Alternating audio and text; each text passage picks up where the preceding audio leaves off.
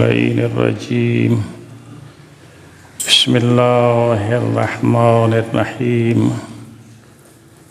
الحمد لله رب العالمين الصلاة والسلام والتحية والإكرام على النبي المؤيد والرسول المسدد المصطفى الأمجد سيدنا ومولانا أبي القاسم محمد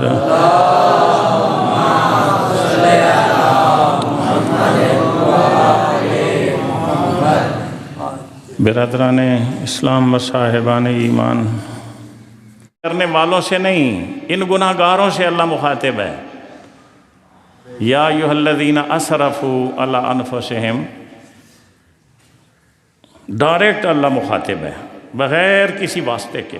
اے وہ لوگوں کہ جنہوں نے آج تک اپنے نفسوں پہ ظلم کیے ہیں، گناہ کیے ہیں، اپنی جانوں پہ ظلم کیے ہیں،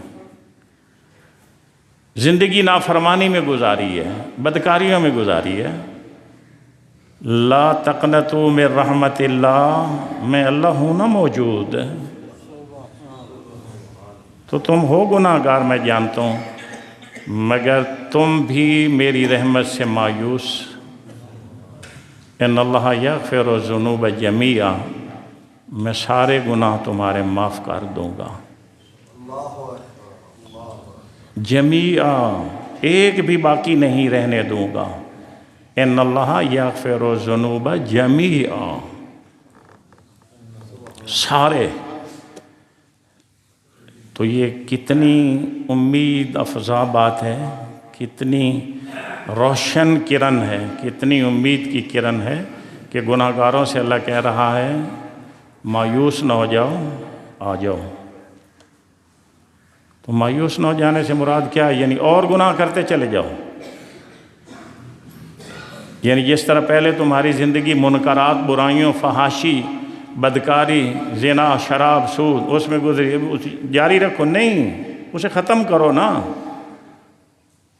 بند کر دو۔ بس جو ہو گیا ہو گیا، اب اس کے بعد توبہ کرو، اس کے بعد عہد کرو میرے ساتھ کہ بس اب سٹاپ، رکنا ہے، اب آگے نہیں جانا، رکنا ہے یہاں پر۔ رک جاؤ، آؤ اور سچے دل سے عہد کرو، مالک جو ہو گیا غلط ہوا، غلط ہو گیا، اب نہیں ہوگا، یہ پچھلے تو معاف کر دے، یہ پچھلے گناہوں کی تو معافی دے دے۔ اور پھر اس معافی کے معصومین نے، پیغمبر خدا نے بتایا اس کے طریقے کیا ہیں۔ جو رد مظالم ہے، کچھ اللہ کے حقوق رہ گئے ان کو ادا کر دو، بندوں کے حقوق تمہارے ذمے ان کو ادا کر دو، اگلی زندگی ٹھیک کر لو۔ بالکل التائب من الذنب کمن لا